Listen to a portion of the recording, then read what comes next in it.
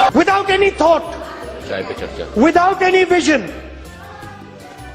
चाय पे चर्चा, चाय पे चर्चा। आप लोग सब कुछ जानते हो और आप लोग कभी जिंदगी में गलती नहीं करते हो। भैया मैं आरएसएस का नहीं हूं, मैं गलतियां करता हूं। मैं आपका नहीं हूं, मैं सब कुछ जानता नहीं हूं, सब कुछ समझता नहीं हूं। इसको समझने में देर लगेगी, लेकिन इसमें कोई बादाम काम नहीं आएगी।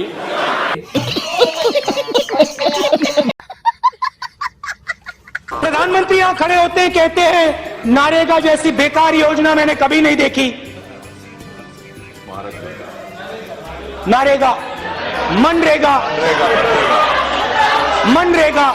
अच्छा बोलने दो। पहले नरेगा और फिर कुछ एक नया ज्ञान हुआ तो फिर वो मनरेगा।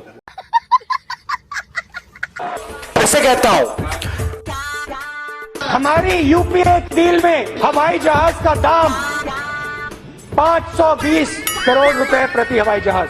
हवाई जहाज के लिए यूपीए ने 540 करोड़ रुपए दिया था। एक हवाई जहाज 526 करोड़ रुपए का था। अरे कहना क्या चाहते हो? झूठ बोलता है उसके लिए पहली शर्त होती है कि उसकी मेमोरी पावर बहुत शार्प होना चाहिए। वो एक दिन एक आंकड़ा बोले, दूसरे दिन दूसरा बोले, तीसरे दिन तीसरा बोले। प्रधानमंत्री अपनी आंख मेरे आंख में नहीं डाल सकते। ये सच्चाई है। ये कोई प्रधानमंत्री अपनी आंख मेरे आंख में नहीं डाल सकते। ये सच्चाई है। ये कोई यहां पूछा गया कि प्रधानमंत्री अपनी आंख में मेरी आंख भी नहीं डाल सकते। माननीय अध्यक्ष महोदया, सही, हम कौन होते हैं जो आपकी आंख में आंख डाल सके? कोई गरीब माँ का बेटा पिछड़ी जाति में पैदा हुआ, गांव से आया है। आप तो नामदार हैं, नामदार, हम तो कामदार हैं। आपकी आंख में आंख डालने की हिम्मत हमारी नहीं, हम नहीं डाल सकते।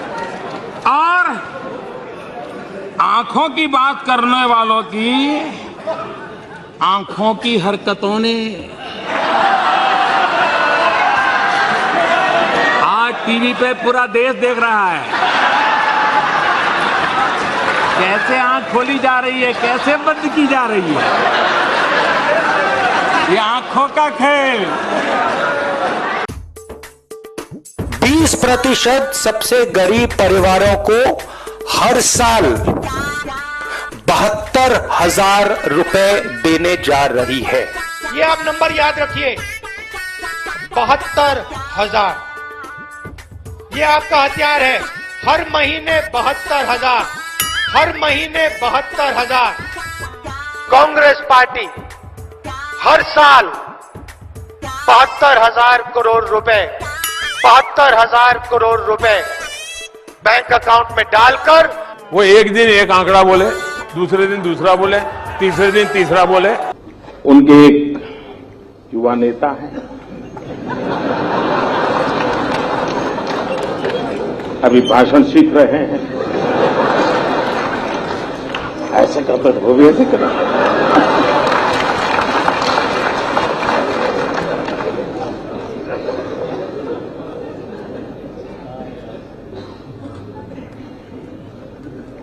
जब से उन्होंने बोलना सीखा है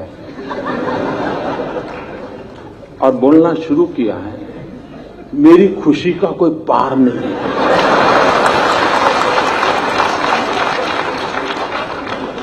2009 में पता ही नहीं चलता था कि भाई इस पैकेट के अंदर क्या है, पता ही नहीं चलता था। अब पता चल रहा है कि भाई ये है, ये नहीं है। न बोलते तो बड़ा भूकंप आ जाता था और देश को इतना बड़ा भूकंप झेलना पड़ता ये देश 10 साल तक उभर नहीं सकता था, लेकिन अच्छा हुआ कि बोलना शुरू हो गया तो पता चल रहा है भूकंप की संभावना बची नहीं, क्योंकि देश की जनता समझ गई। नरेंद्र मोदी जी पार्लियामेंट में खड़े होने से घबराते हैं। मैं आपको बता रहा हूं, 15 मिनट मेरी वहां पे स्पीच करा दो,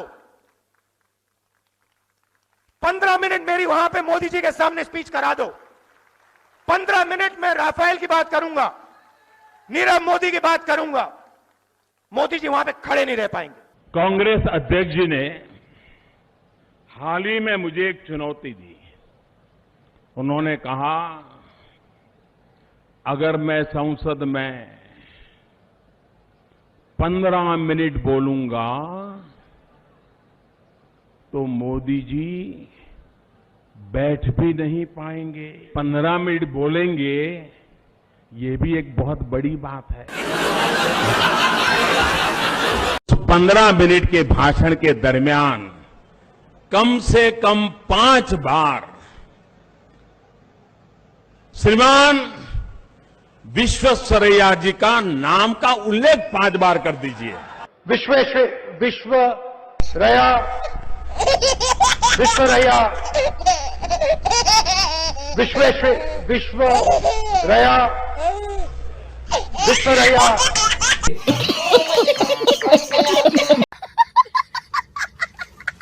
और ये राजनीतिक बात नहीं है, ये नेशनल सिक्योरिटी का क्वेश्चन है। इस देश को इस जवाब का सवाल देना ही पड़ेगा, चॉइस नहीं है। और इस जवाब का सवाल देना ही पड़ेगा, चॉइस नहीं है। और मैं हैरान हूं जी, कोई सवाल का जवाब तो मैं दे सकता हूं, लेकिन जवाब का सवाल मैं कैसे दूं?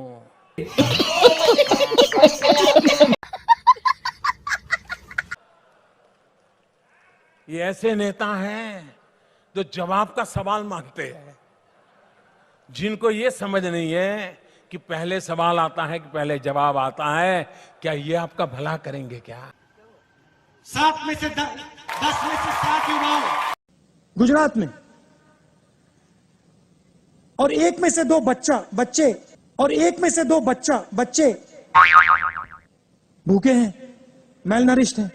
वो कहते हैं गुजरात में 1 में से 2 बच्चे कुपोषण वाले। समझ आया आपको? 1 बच्चे।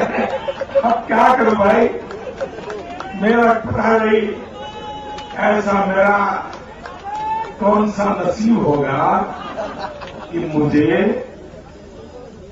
इनसे पिटने की नौबत आई। अरे कोई समझदार होता तो कुछ बात भी तो कर पाते भाई। 1 में से 2 बच्चे कुपोषित, बताइए मैं क्या बोलूं?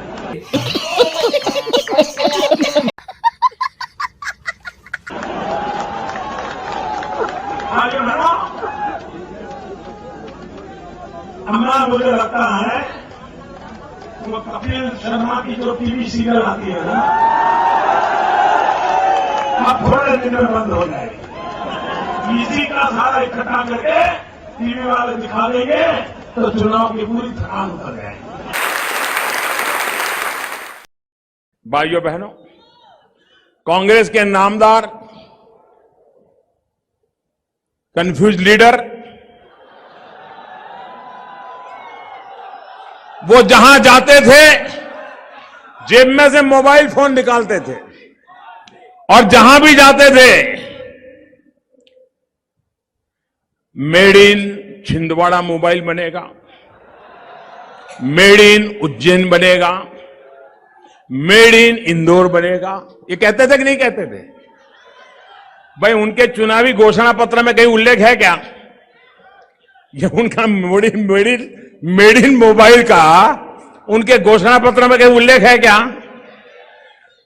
जिस पार्टी के नेता के भाषण को उसकी पार्टी सीरियस नहीं लेती है, क्या उसको सीरियस लेना चाहिए क्या? लेना चाहिए क्या? जो नामदार हर गली मोहल्ले में कहता है कि made in Chhindwara, made in Gwalior, made in Indore, made in Ujjain, अच्छा हुआ मेड इन जापान नहीं बोले वो। भाइयों बहनों,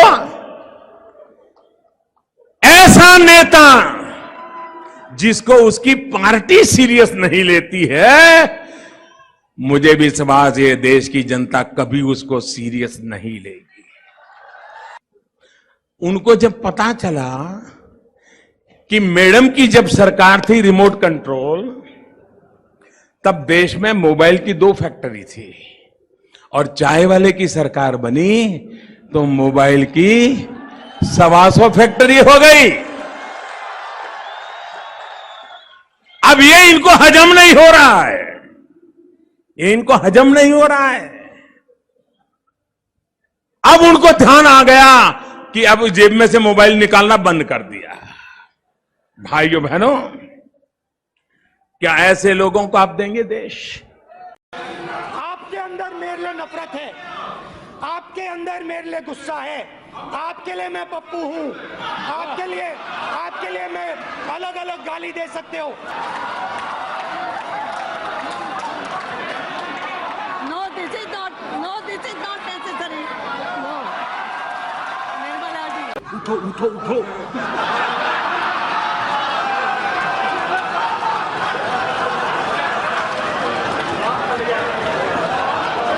लोकतंत्र में जनता पे भरोसा होना चाहिए, इतनी जल्दबाजी क्या है?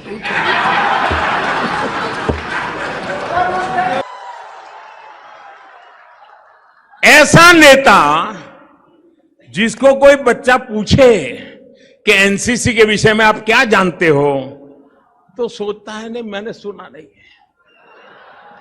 ऐसा नेता जो कैलाश मानसरोवर से जाकर के आया हो और मध्य प्रदेश में उसी पार्टी का पूछे कोई दूसरे दिन कि जरा कैलाश मानसरोवर का बताओ, तो सोचता कैलाश मानसरोवर। आपने वीडियो देखा होगा। अब हम आत्महत्या कर रहे हैं, हमारे लिए इस देश में भविष्य नहीं बचा।